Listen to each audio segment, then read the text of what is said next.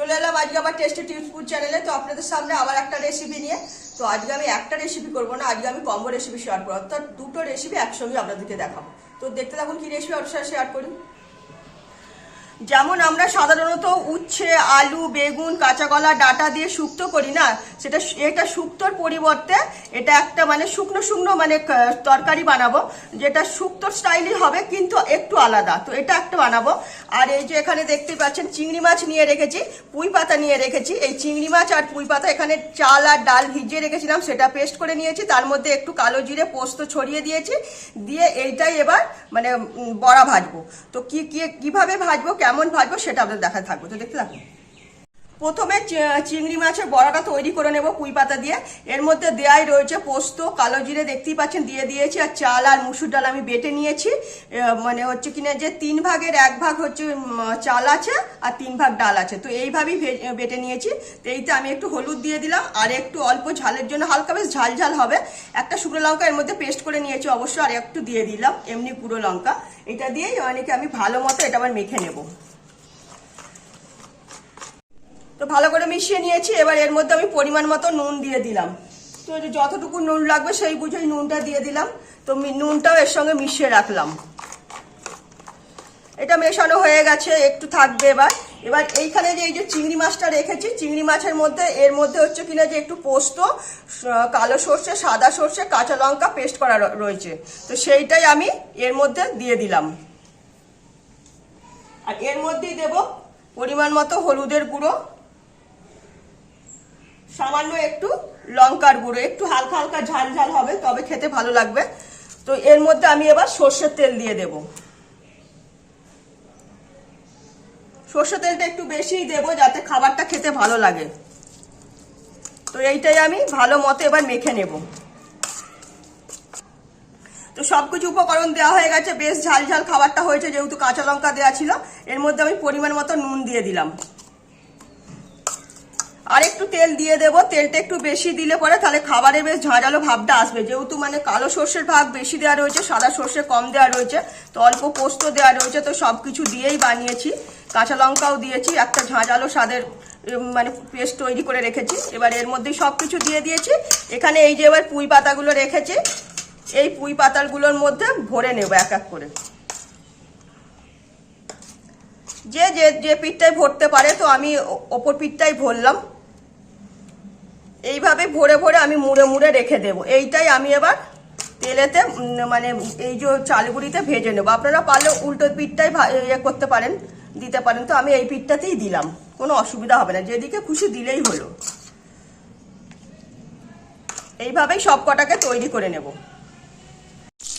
তো মুখটা মুড়ে নিয়ে এই যে ব্যাটারটা যে তৈরি করেছিলাম, সেই ব্যাটারে গলায় ডুবিয়ে নিয়ে তারপরে এটা মানে ভাজতে দিয়েছি। একটু ধিমে আছে অনেকক্ষণ ধরে ভাজবো, যাতে ভেতরের অংশটা ভালো মতো মানে একদম ভাজা হয়ে যায়।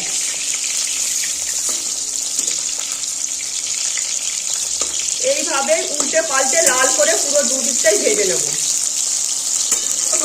তো আমার পুঁই পাতা চিংড়ি মাছ দিয়ে বড়া ভালো মতো ভাজা হয়ে গেছে, দেখতেই পাচ্ছেন একদম পুরো লাল লাল করে ভেজে নিয়েছি। দুটো রেসিপি একসঙ্গে করবো বলে তাই জন্য বেশিক্ষণ ধরে দেখাতে পারছি না, অল্প অল্প করেই দেখাচ্ছি। তো এইভাবে যতগুলো আমার মানে পাতা আছে সব কটাকে এইভাবেই মানে তুলে নেবো ভেজে লাল লাল লাল করে। একদম মুচমুচে খাবার, যেহেতু চাল আর ডাল দেওয়া রয়েছে না, ভেতরে চিংড়ি মাছের মানে পুর দেওয়া রয়েছে, তো বড়াটা দারুণ লাগবে। আরো যেটুকু আছে এইভাবেই ভেজে তুলে নেব। তো আরো যতটুকু ছিল ততটুকু এইভাবেই ভেজে তুলে নিলাম। তো এই রেসিপিটা আমার রেডি হয়ে গেল। এবার ওই যে ডাটা দিয়ে সবকিছু চচ্চড়ি, তো সেটা বানাবো। তো চচ্চড়িটার জন্য এখানে প্রথমে মানে বেগুন আর উচ্ছেটা ভালো মতো লাল করে ভেজে নেব।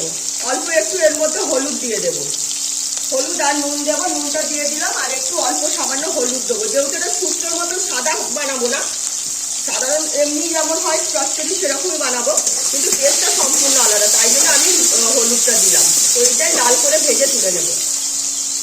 তো দেখলেন উচ্ছে আর বেগুন এটাও ভাজা হয়ে গেছে, একদম লাল করে ভেজে নিয়েছি, যাতে উচ্ছে তেতো গন্ধটা মানে তেতো ভাবটা থাকবে না। আর তো সেই বুঝেই তৈরি করে নিলাম।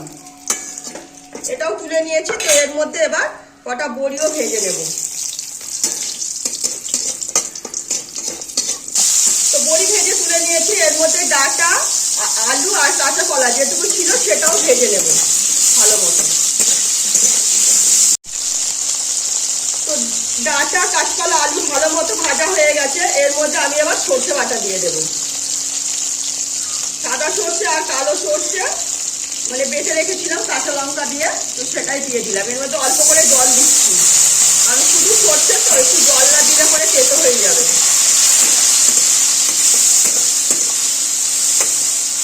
এর মধ্যে আমি অল্প করে একটু এবার লঙ্কার গুঁড়ো দিয়ে দেবো। এইটা কিন্তু আমি কোনো আদা বাটারে কিছু দেবো না, শুধু একটু লঙ্কার গুঁড়ো দেবো আর অল্প একটু হলুদের গুঁড়ো দেবো।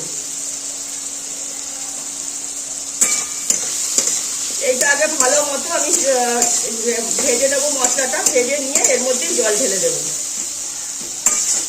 তো মশলা কষিয়ে নিয়ে অল্প করে জল দিয়ে দিয়েছিলাম, বেশি জল দিলে হবে না, তো অল্প জল দিয়ে দিয়েছি। জল প্রায় মানে শুকনো হয়ে আসছে আর আলুগুলো মোটামুটি সেদ্ধ হয়ে আসছে, প্রায় সেদ্ধ হয়েই গেছে যেটুকু সবজি আছে। এবার এর মধ্যে এইসব যে ভাজা যেসবগুলো রয়েছে সেগুলো আমি ছেড়ে দেবো।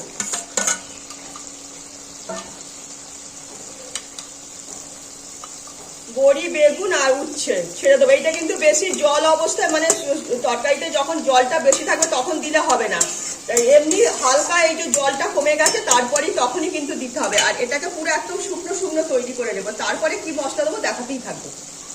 তো দেখতেই পাচ্ছেন একদম মানে জলটা শুকনো হয়ে গেছে। এই খাবারটা কিন্তু এরকম শুকনো শুকনোই হয়, এইভাবেই রান্না করতে হবে। এবার নামানোর আগে এর মধ্যে 5 ফোড়ন ভেজে ছড়িয়ে দিতে হবে। এইটাই এই খাবারের বিশেষত্ব, যে এই যে 5 ফোড়নটা ভেজে ছড়িয়ে দিলাম না, এই শুকনো খাবারটার টেস্টটাই পুরো বদল করে দেবে। একদম একটু মানে তেল খাবারটা তৈরি হবে, যেহেতু মানে সব সবজি মানে ভালো মতো তেল দিয়ে ভেজে নেওয়া হয়েছে। তো আর এর মধ্যেই দিয়ে দেবো সামান্য অল্প করে ঘি।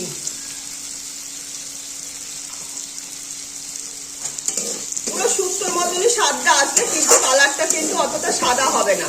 এইভাবেই মানে এমনি তরকারির মতনই কালারটা তৈরি হবে। তো দেখতেই পাচ্ছেন একদম আমার মানে উচ্ছে চচ্চড়ি সবকিছু সবজিতে একদম রেডি। এটাই আমি নামিয়ে নেব। তো দেখলেন দুটো খাবার কিভাবে চটজলদি আপনাদের সঙ্গে শেয়ার করলাম। অনেকটা কেটে কেটে দেখাতে হচ্ছে এই কারণে যে দুটো ভিডিও অনেকটা বড় হয়ে যাবে, তাই মোটামুটি বলেই দিয়েছি, মশলা যা যা দিয়েছি সবই দেখিয়ে দিয়েছি। তো আপনারা এইভাবেই বাড়িতে একবার বানিয়ে খেয়ে দেখবেন, পুরো শুক্তোর থেকে কিন্তু কোনো অংশই খাবারটা কম যাবে না।